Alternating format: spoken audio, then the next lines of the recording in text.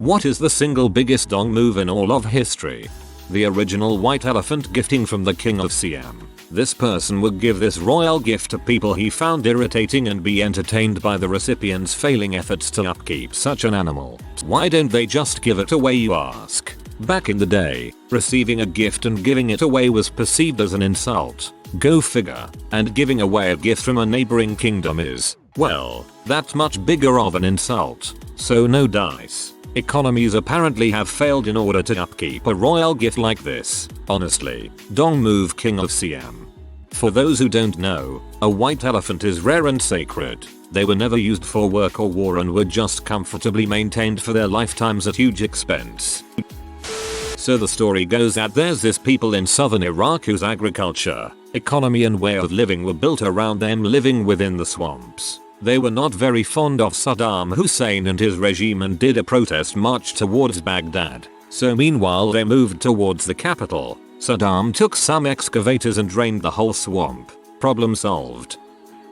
Thomas Midgley invented Freon and putting lead into gasoline. He knew that putting lead into gasoline was a dong move and he did it anyway for money. He knew because he got lead poisoning himself and still lied about its effects on people. Environmental historians have said that he has had the single largest impact on the Earth's atmosphere of any single organism in the history of the planet. Not to mention that lead levels directly correspond to lower cognitive abilities in the general population, and you can look up the dates to know who would have been affected. This also has to be a story of poetic justice. He had also inverted a system of levers and pulleys to help him move around in bed after he became bedridden and his own invention strangled him in his sleep. I always thought the Fed putting Andrew Jackson on the $20 felt like a big frick you since he hated the idea of a centralized bank. Honestly, I never thought about that until now, but that's hilarious and why we should keep Jackson on the $20 bill. Putting your fishing boats to the coast of other countries because you already fished everything in your country's surrounding sea. It's horrible. It's happening all over right now. Chinese boats are sitting on the edge of the protected Galapagos waters catching everything they can and have been caught multiple times fishing in protected waters.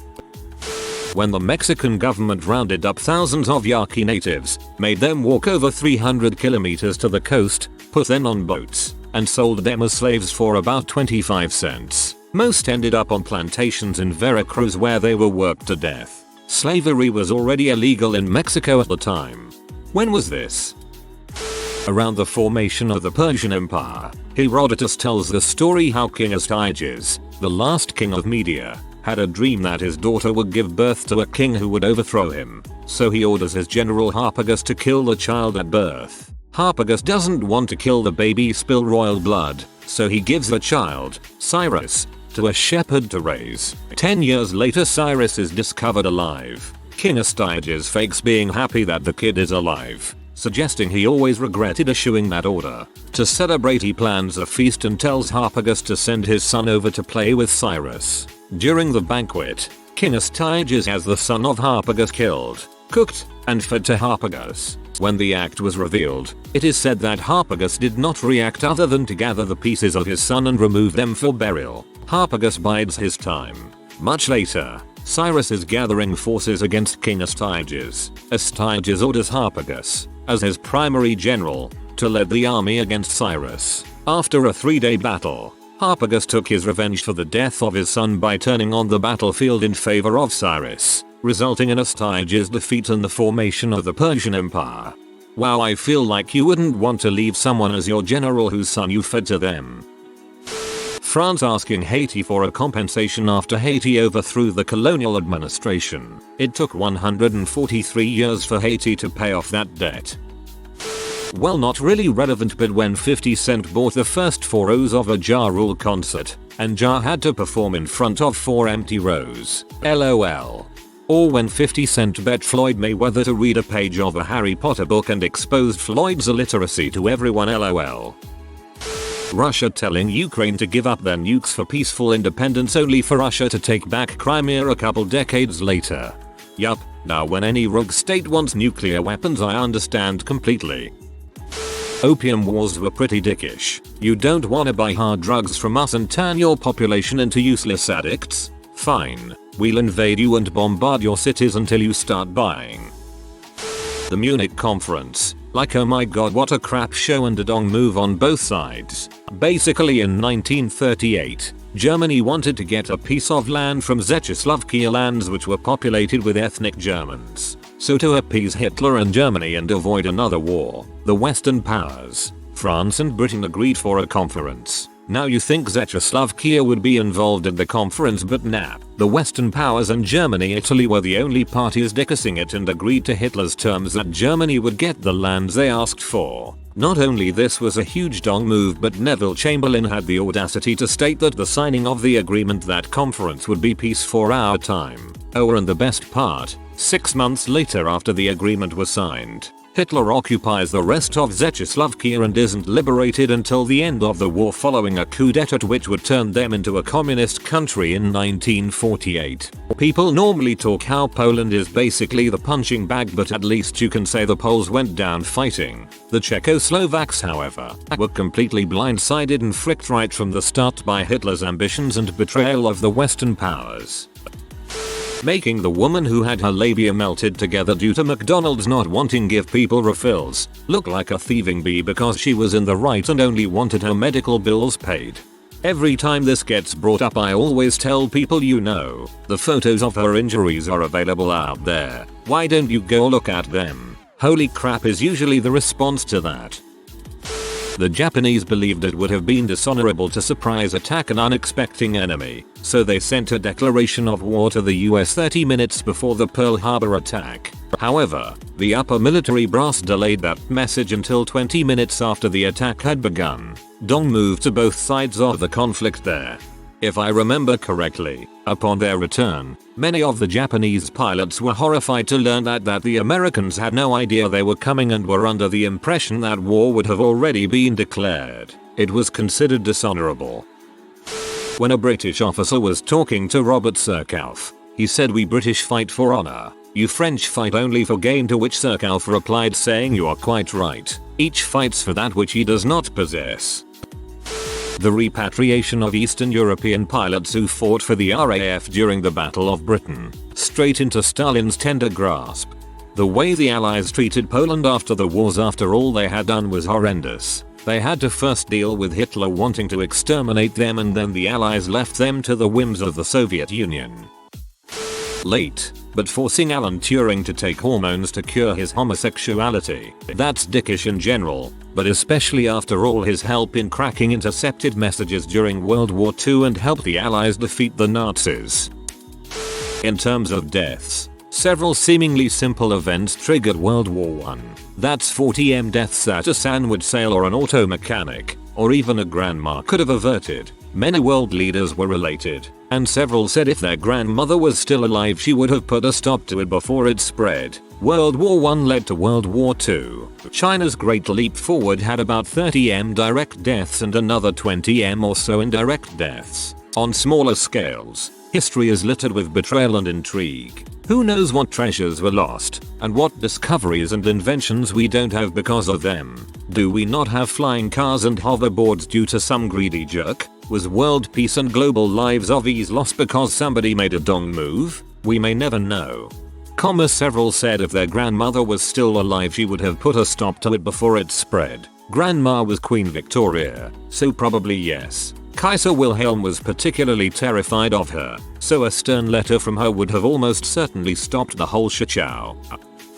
Watson and Crick using Rosalind Franklin's work but not even mentioning her name in the final work because she was a woman. She also couldn't get the Nobel Prize award. Science is full of dongs.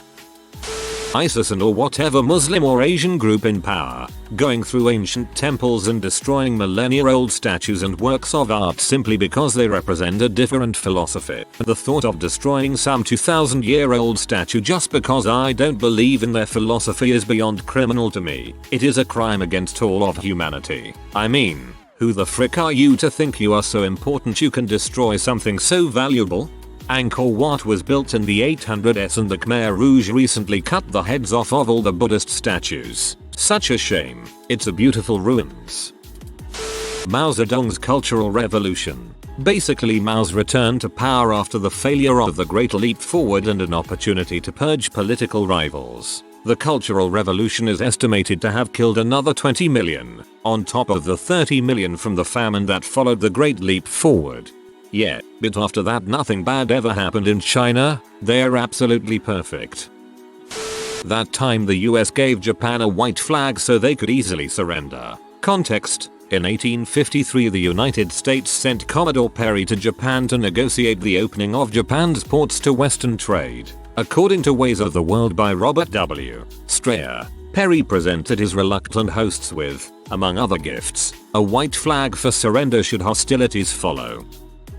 In the beginning was the creation of the universe. This has made a lot of people angry, and has been widely regarded as a bad move. Typhoid Mary was a dong. She had to wash her hands and could have kept cooking. Instead she runs away to cook without washing her hands elsewhere. Having an overseas girlfriend, haven't been able to meet for 8 months, being desperate to be reunited during Corona only to find out to see her getting engaged with another dude. Bruh. My frick-ass cat was on the couch this morning so I went to cuddle with him and the butthole tries to leave as soon as I get there. I will always remember the insult my frick-ass cat, you made me laugh.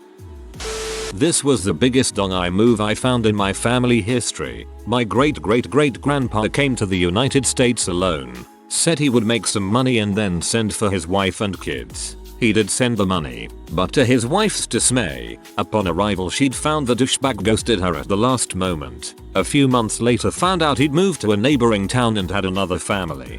My great-grandfather came to States, married my great-grandmother, had 5 children, was deported for various organized crimes back to Sicily, had 5 children with another woman naming them all the same names of his children stateside. So my grandmother, Josephine, had a half-sister named Josephine and so on. He came back to US and was eventually deported again.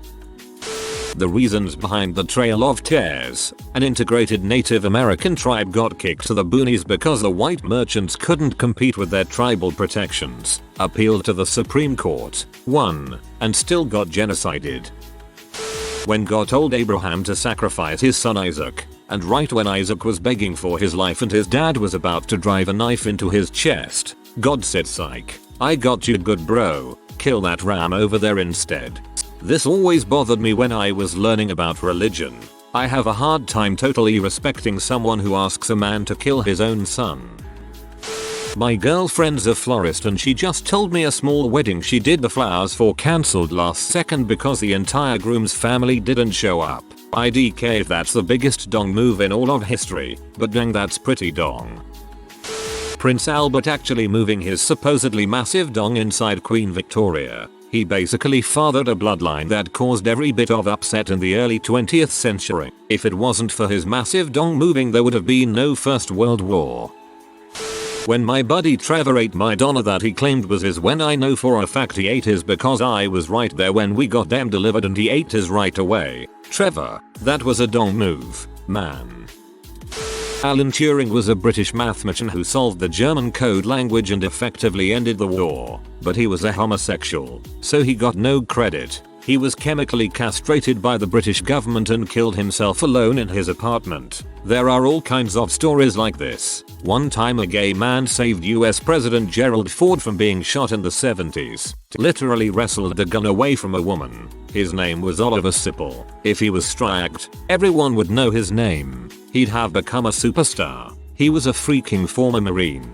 How much more of an American hero can you be? But the media caught wind that he frequented gay bars and outed him. Like many gay men in the 70s, Sipple was in the closet. His mother learned about his sexuality in the news and then disowned him.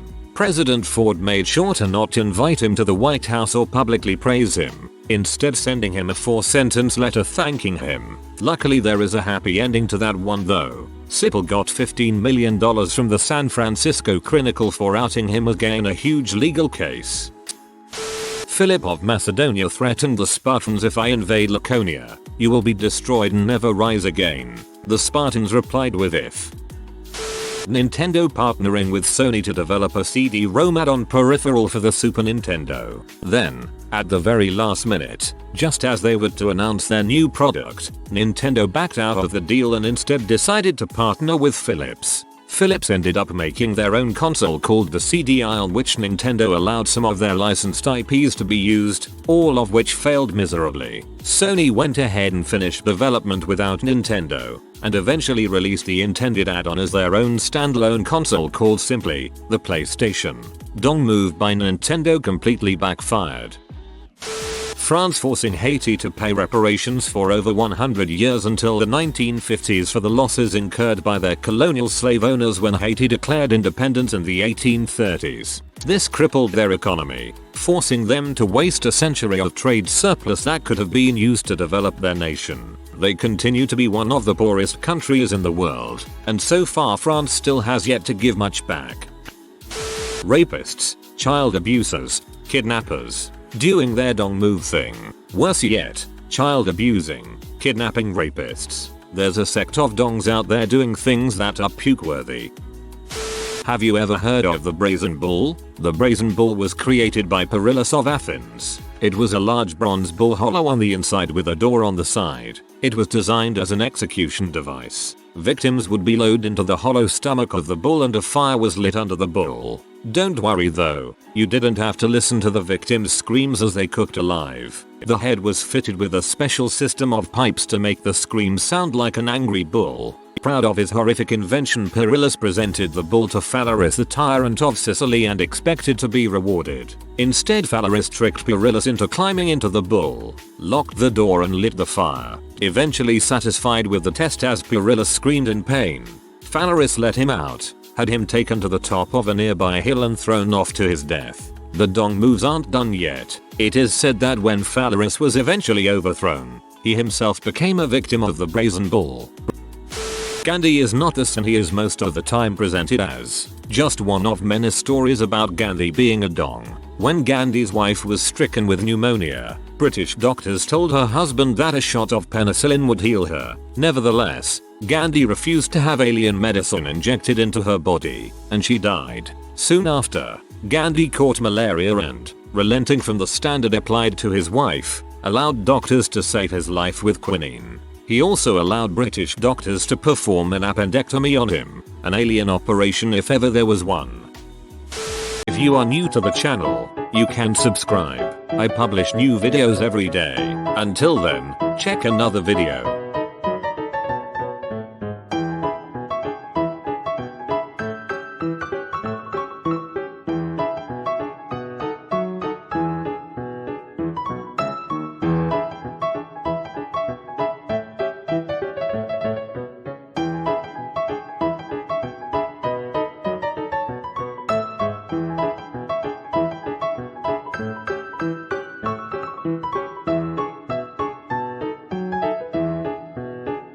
Bye for now.